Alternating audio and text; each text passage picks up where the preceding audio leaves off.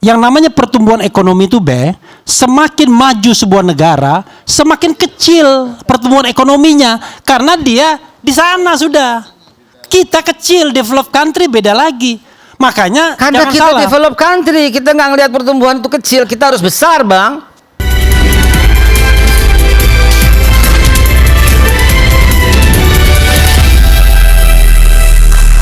Kita kembali di Rakyat Bersuara. Kalau tadi bicara soal kenapa menteri-menteri Pak Jokowi kok banyak yang ikut di kabinet Pak Prabowo. Tadi pro Pak Jokowi sudah menyampaikan. Kontra Pak Jokowi juga. Sekarang giliran dari timnya atau pendukung Pak Prabowo. Pak Babe pejabat saya bilangnya. Karena akan segera menjadi pejabat negara Republik Indonesia. Nah gitu juga, gini. Oke. Saya melihat apa yang disampaikan awal tadi Bung Refli Harun. Kok pesimis sekali gitu loh. Nggak ada nuansa-nuansa optimis yang membangun. Nggak ada nuansa-nuansa yang membuat satu harapan ke depan. Tapi itu boleh-boleh saja. Cuman saya meragukan data yang dilihat Pak Refli Harun atau cara pandangnya saja. Seperti yang Bang Refli katakan tadi. Ya. Gini. Kalau cuma dibandingkan dengan pemerintahan masa lalu, ya nggak bisa juga, itu kan cara pandangnya Bang Refli. Kita ini berada pada geopolitik yang lebih luas untuk kita bisa pandang lebih luas, Bang Refli. 2024 ini, dunia melihat kepada kita dengan tingkat pertumbuhan yang hebat loh, Bang. Kalau Anda mengatakan nggak cukup, nggak sampai, saya curiga jangan-jangan salah lihat. Karena Singapura sampai triwulan terakhir 2024 ini cuma 2,9 loh. Pertumbuhan ekonomi. Yes. Oke. Korea ya sampai dengan triwulan terakhir ini cuma 2,3 ya. Siapa lagi yang mau dilihat? Cina loh ya. Pertumbuhan ekonomi sampai 2024 akhir ini baru 4,7. Sementara kita 5,05. Nggak tepuk tangan mahasiswa. Ya artinya jangan lihat sekarang lebih kecil dari pemerintahan sebelumnya. Wake up, lihat global, lihat dunia internasional. Kita itu hebat di mata internasional hari ini. Pertumbuhan ekonomi kita di atas Singapura, di atas Korea, di atas Meksiko, gitu loh. Di atas Cina yang cuma 4,7. Artinya ya boleh-boleh saja. Zaman Pak SBY beda zamannya, beda kondisi, zaman, beda kondisi. Geopolitiknya mesti kita lihat, mesti kita pertimbangkan. Tapi saya nggak mau berkutat di angka-angka seperti itulah, karena setiap orang pasti punya pandangan berbeda. Akhirnya penilaiannya berbeda. Sekarang kita punya pemimpin baru, punya pemerintahan baru yang harus disuarakan secara optimis. Yang harus disuarakan secara ke depan akan lebih baik. Yes, of course. Kalau saya menilai seperti itu. Kalau selalu dipertentangkan permusuhan-permusuhan, kita kurang banyak baca kayaknya, kurang banyak belajar kayaknya. Izinkan saya menyampaikan. Bang Refli kurang banyak belajar nih. Bukan. Kita aja. Oh kita, iya. Ini kalau disinggung-singgung saya jawab dulu juga. Sabar, Bang, sabar. Sama Aiman, Ya. Aiman kan bercanda. Gini. Belajarlah ke dunia Ini internasional. yang paling jujur itu ya. Ketika kalau Anda berpendapat, Anda memberikan standing opening Anda apa? Pendapat Anda apa? Gitu dong. Anda nggak punya poin, tapi kemudian membahas pendapat orang. Kan harusnya nih standing point saya begini. saya udah sampaikan Karena standing kalau point begitu kata dunia caranya, internasional. ya nggak untung ngomong di depan. Saya udah sampaikan standing point saya adalah dunia internasional dibandingkan dengan negara-negara tetangga. Itu cara pandang saya. Kalau cara pandang Bang Refli dibandingkan dengan pemerintahan sebelumnya, dengan mengakibatkan pandangan-pandangan yang sangat pesimis dan menilai setiap orang yang salah akan terus salah. Setiap orang yang punya error akan terus error dengan mengatakan 16 menteri itu dalam tanda kutip bengkok-bengkok. Sekarang Pak, gini saya bilangin deh ya. Ini pakem dalam dunia ya kepemimpinan ya. Segelompok domba yang dipimpin oleh seekor harimau dia akan mengaum. Dan sekelompok harimau dipimpin dengan seekor domba akan mengembik semuanya. Ya, ya. Mati. Silahkan terjemahan sendiri. Ya, silakan terjemahkan sendiri bahwa ke depan kita punya pemimpin yang betul-betul punya karakter memimpin dengan yang sangat baik, sangat kuat. Sekarang saya mau contohkan begini deh. Ingat, ya ini wawasan ya buat Bung Refli, buat yang lain ya. Dimana kita mesti lihat sebuah persatuan akan membuat sebuah bangsa besar. Toyotomi dan Tokugawa, dua pendekar Jepang yang berebut kekuasaan, saling bunuh. Dan ketika Toyotomi menjadi pemimpinnya, apa yang dilakukan terhadap Tokugawa?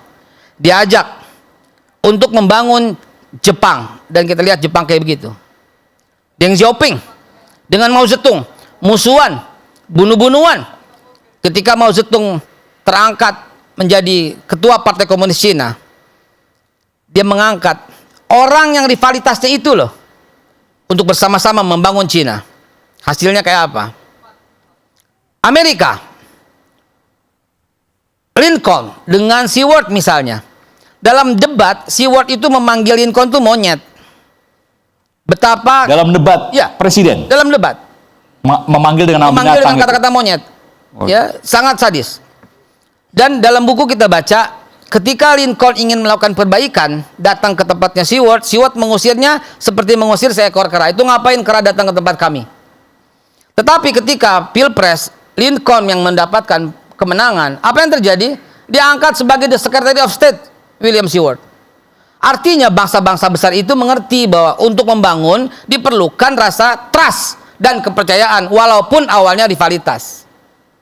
Kalau itu belum cukup referensi itu, baru kemarin deh kita lihat Barack Obama dengan Hillary Clinton. Betapa Hillary Clinton memfitnah Barack Obama dengan sangat sadis. Dikatain teroris lah, dipanggil nama tengahnya Hussein, Barack Hussein Obama. Dikatakan Islam fundamentalis lah, dikatakan hari-harinya sebenarnya di Islam teroris lah, kata Hillary Clinton di depan forum. Tapi ketika Barack Obama terpilih, Barack Obama mengangkat Hillary Clinton sebagai menteri luar negerinya, langsung di forum. Kalau itu kurang contoh juga, saya kembali deh kepada referensi kita misalnya. Sultan Salahuddin Al-Ayyubi, apa yang dilakukan terhadap King Richard? Diajak membangun bersama. Kurang lagi, apa yang dilakukan Umar bin Khattab kepada pendeta Sopranios?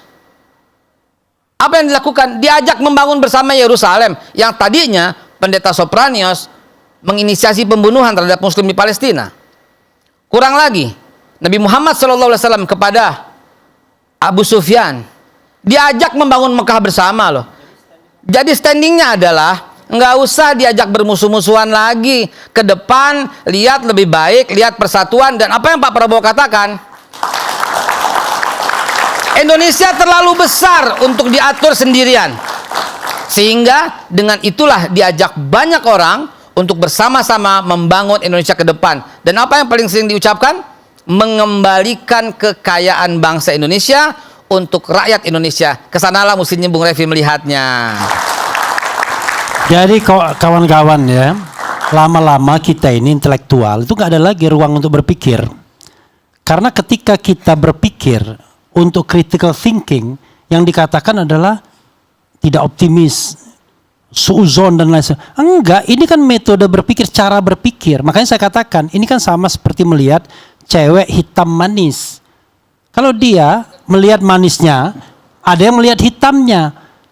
Kalau yang tadi ini bekerja sama, ya itu hebatnya Barack Obama berarti ya kan, hebatnya Rasulullah, hebatnya Umar bin Khattab.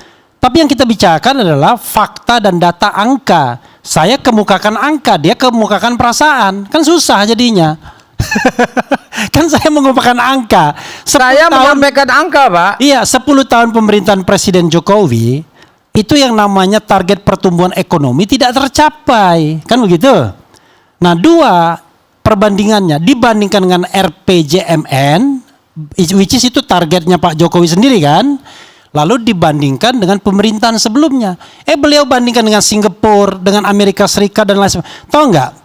Yang namanya pertumbuhan ekonomi itu semakin maju sebuah negara, semakin kecil pertumbuhan ekonominya karena dia di sana sudah.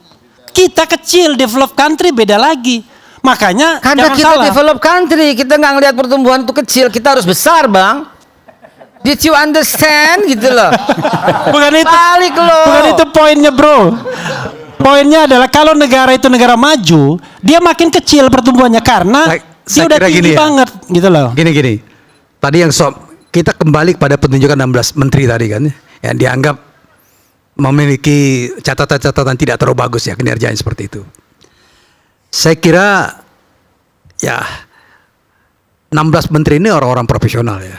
Itu bias, kita jangan bilang 16 menteri kan, menteri-menteri tertentu dari 16 itu. Dari 16 menteri itu kan, ada yang baru diangkat 3 bulan kan? Ya, artinya ini kan mereka ini punya track record sendiri juga, ya kan. Kalau tadi misalnya diplesetin, kenapa Sri Mulyani diikut sertakan karena Sri Mulyani dipercaya untuk mencari utang, saya kira nggak seperti itu juga, ya. Nggak, ya. Siapapun juga ngomong tadi ya. Saya percaya pada kualitas Sri Mulyani. Ya. Dia ini kok punya basic pengetahuan ekonomi cukup bagus ya. Dia pernah bekerja di World Bank. Arti kualitas Sri Mulyani saya kira saya tidak akan ragukan. Bukan pertanyaan tadi apakah harus banyak itu kalau Bu Sri Mulyani tadi udah oke. Ya, kalau yang lain yang 16 ya, kalau saya lihat perkembangan terakhir ini kan baru dipanggil nih. Ya kan? Dan masih akan difinalkan oleh Pak Prabowo. Namun pasti ada kemungkinan batal, Prof. Andi. Bukan, artinya masih akan difinalkan, gitu kan? Apakah jadi diambil atau tidak kan masih berkembang ke depan. Tetapi saya kira 16 menteri yang 17 yang total. bekas, 17 ya, Ya. 17 dari Pak Jokowi ini, mereka juga saya kira punya track record yang bagus juga ya. Betul. Kalau misalnya jeblok-jeblok lama pasti tidak akan dipakai Prabowo. Pak Prabowo kan bukan orang Betul deh. kan? Betul deh. Dia punya kritis juga. Kalau catatannya nggak bagus pasti tidak akan diajak kerjasama dengan Pak Prabowo. Pak Prabowo yang kita kenal adalah betul-betul seorang pejuang. Ya, Pak Prabowo yang kita kenal adalah betul-betul seorang yang sangat komit. Komitmennya nggak diragukan lagi. Seperti yang saya ceritakan barusan, 20 tahun yang lalu dia sudah berpikir soal makan gratis, makan bergizi gratis.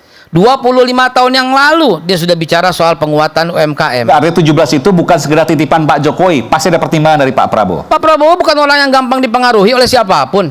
Semua orang yang kenal beliau pasti akan berpendapat yang sama.